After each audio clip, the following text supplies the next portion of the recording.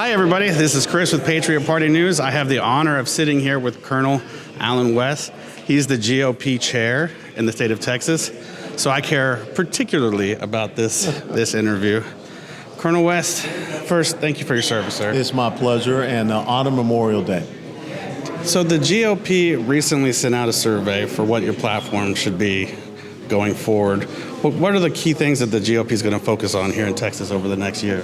Well, I think it's important that we hear from the bottom up and we hear from the delegates that will be at the state convention next year. The most important thing for me right now is the lack of attention that's been paid to the legislative priorities for this 87th session.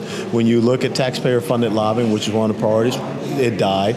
School choice died. Monument protection died.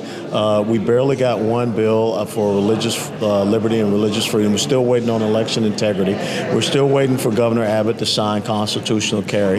The ending the practice of child gender modification surgeries, that died. So there are a lot of concerns that we have. And one of the other things I brought up was the executive overreach, curtailing that, especially when we saw what happened during last year in 2020. And the strong legislation that came out of the Texas Senate, it was killed in the House. So I have some big concerns. I think many Texans are really worried about the overreach. And I know I've talked to a lot of patriots on the street, and Governor Abbott gets some kudos, but for the most part, people are very frustrated. Have you had the opportunity to go to the border and experience what's going on down there? Yeah, absolutely right. As a matter of fact, we held our state Republican Executive Committee meeting, the quarterly one, in March back at Laredo. Last week, I was just down in El Paso. So once again, got a chance to be on the border, and did a video from right there where the border wall ends, and it's just wide open. And I just want to articulate that problem because there's no Border Patrol agents down there. And if you're, quote unquote, patrolling the border, that means someone's on the border patrolling the border. But that's not the case. So there's a lot of issues, a lot of concerns I have with our border security.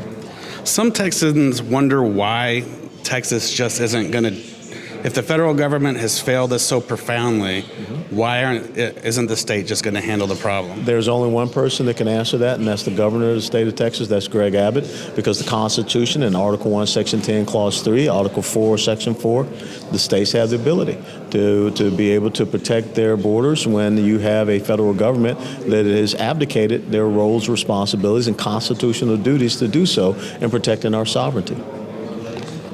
I completely agree, sir. I heard you speak several times, and everybody always says it's very important to vote and everything. I think the left is much better at organizing than we are. What advice can you give to people on how to build organizations inside their own community and reach out to each other and then maybe even become attached to the GOP organization? I will tell you that you don't have to go very far if you live up here in North Texas to go look and see what they did in South Lake, Texas. A year ago, they were very concerned about the Carroll ISD, Independent School District, and this Cultural Competency Action Plan, which is like the precursor to critical race theory. And they formed what is called the South Lake Families PAC. And they were dedicated on doing one important thing. May the 1st, they're going to win back city council and school board seats. They had a 41% turnout in their municipal level elections. That's unheard of. You get 8% people are happy. They had 41% turnout. They won their races by 70 to 30 to 35%. That's what you do. You look at this issue on the ground. So I would tell everyone to check out the South Lake Families PAC. Get in touch with Tim O'Hare and Leah Wamskanas and have them come out and talk to you, because they have the best practice. They have the gold standard of how you get a community involved in winning your local level elections and then going up from there. That's awesome advice. Thank you, sir. I had another question. I've been asking people that represent us. Sometimes they're not great at social media, right? But you don't really need to filter your message through people anymore. Do you have any plans on like creating your own YouTube channel? And so, have you seen Ted Cruz's podcast? No. Well, I mean, I already have a YouTube channel, and you can go to it, and you can get all kind of videos and everything. I just recently did, like I said, a video from the border last weekend. So, sure, there are videos out there. I mean, the Chairman's Monday Message that comes out every Monday that you can get on the TexasGOP.org website. So, I do the best I can.